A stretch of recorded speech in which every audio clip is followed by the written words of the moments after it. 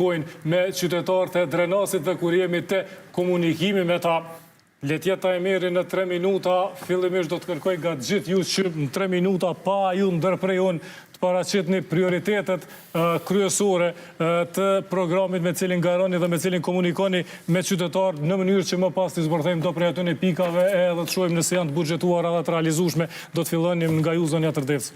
Faleminderit shumë, mirëmbrëma, përshëndetje të gjithëve.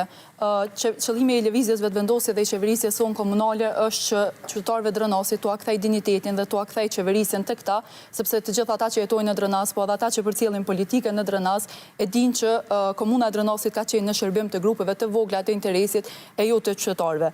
Së cilën mos, së cilën politikë që kemi hartu me qëllim që t'u lehtësojmë jetën qytetarëve të Drenasit.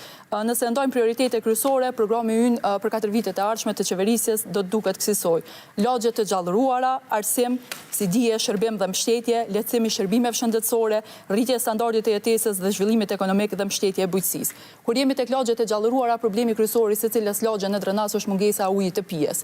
Është e turpshme që ende nuk ka ujë të pijes në 22 fshatra të Drenasit. Gjithashtu duhet të përmend që këto ditë po bëhen disa përpjekje me lëshu ujësillësin e disa fshatra, e kjo është e oltme, e lën projektin e tillë kaqmallor me lëshu ditët e fundit, pra pak ditë para fshatës. Gjithashtu do të përkujdesemi që secili projekt infrastrukturor të ketë edhe pra secila rrugë të ketë infrastrukturën e duhur nëntoksore, po edhe secili projekt që bëhet të bëhet duke mendu edhe personat me nevoja të veçanta, po edhe gratë që lëvizin nëpër trotuare me karrocat e fëmijëve. Kur jemi te arsimi, kemi disa prioritete kryesore. E para është ndërtimi i 5 qerdheve. Kur them ndërtimi i 5 qerdheve, këtu përfshihen edhe 3 qerdhe të reja, të cilat veç janë të buxhetuara nga Ministria e Arsimit, Shkencës dhe Teknologjisë, por përfshihen edhe përshtatja e 2 objekteve. Në Drenasi kemi disa objekte shkollore që janë mbyll mandatin e kaluar, e mundën me pak renovim me u bë në objekte të përshtatshme për qerdhe. Një premtim tjetër tek pjesa e arsimit është ndërtimi i platformës pro digitalizimi i sistemit arsimor, ndërtimi i platformës që do të rrez bashkëpunimin nxënës prind mësimdhënës. Kjo bëhet me pak mjete financiare, kësaj prind mund me përcjell nxënësin si po vjen mësimin, suksesin dhe gjithë tjerat. Do të bëhet çmimi psikologëve dhe logopedëve nëpër shkolla, do të bëhet shndrimi i shkollave që mësojnë në 2 ndrime, të mësojnë vetëm me 1 ndrim, sepse e dimë që është problematike të zihet mësimi i nevojshëm me 1 ndrim. Po kaloj te prioriteti tjetër, tek çështja e shëndetësisë. Tek shëndetësia, për herë të parë në Drenas, me mbështetje të nivelit qendror, pra nga Ministria e Shëndetësisë do të bëhet poliklinika që do të ofrojë shërbime specialistike dhe qytetarët e Drenasit nuk kanë nevojë më për shërbime specialistike me shku me i marrën në Prishtinë, po do t'i marrin aty pranë në Drenas. Përfundimi i QKMF-s do të bëhet brenda 2 viteve të para të mandatit, edhe kjo është investim i ministrisë, projekti është bën nga komuna dhe toka është e komunës. Do të promovohet më shumë zgjedhja e mjekut familjar, e cila është në plan program të Ministrisë së Shëndetësisë, po në Drenas mundesh me zgjedh mjekun familjar veç për QKMF, jo për ambulanta tjera. Do të bëhen vizita sistematike në shkolla, sepse parandalimi i hershëm mundson mas ne edhe me rujt buxhetin, po edhe me rujt edhe shëndetin e fëmijëve. Do të bëhet parandalimi i sëmundjeve kancerogjene, sidomos te gratë, në bashkëpunim me SHSK-n, patologjinë do të bëhet pap testi, edhe për këtë shërbim deri tani gratë e Drenasit detyrohen me shkuën në Prishtinë ose në institucione private, tani do ta marrin brenda QKMF-s. Tek rritja standardit e jetesës dhe fuqizimi i zhvillimit ekonomik, e kemi menduar që mbështetjen e njëhershme për Lehona, e cila u bë me propozim tonë si vendosje, të shtohet me një pako për nona dhe për fëmijë, baby box. Këtë koncept e ka marrë nga qeverisja e Mire Kamenisës. Kjo pako do të jetë në vlerë 300 euro dhe do të lehtësoj sadopak fillimin e jetës së re nonave dhe fëmijëve. Për detaje tjera edhe flasim, po tentojmë të përmbahemi minutazhit. Zotri Berisha, jemi ka flasim për 3 minuta kundër prej prioritetet tuaja kryesore në rast që e fitoni votën e qytetarëve aty. Faleminderit shumë për ftesën. Dëshiroj nga ky emision të përshëndes të gjithë qytetarët e Drenasit.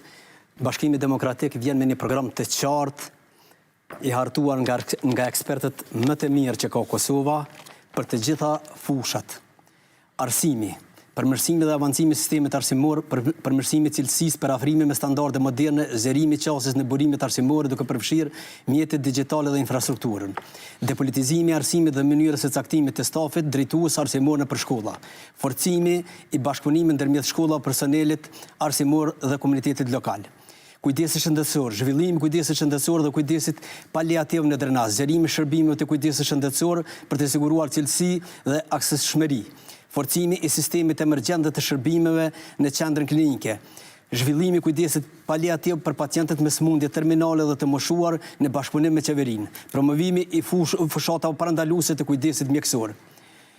ekonomia lokale dhe tregu i punës, zhvillimi i qëndrueshëm ekonomik, tërheqja e investimeve të huaja dhe vendore përmes vizitave dhe projekte konkrete, rritja e mundësive të punësimit nëpërmjet zhvillimit, promovimi i sipërmarrjes dhe inovacionit, sidomos tek ndërmarrësit e rinj, bizneset me pronarë gratë, mundësimi heqjes së taksave komunale, pastaj kemi turizmin, promovimi i turizmit rural historik e ekologjik, zhvillimi i turizmit rural dhe kreacioni në Drenas, promovimi i vendeve historike dhe vendluftime të UQK-s, rritja e iniciativave për ekoturizëm dhe stimulimi i tyre, renovimet në vendet historike dhe krijimi i udhëzuesit turistik digjital.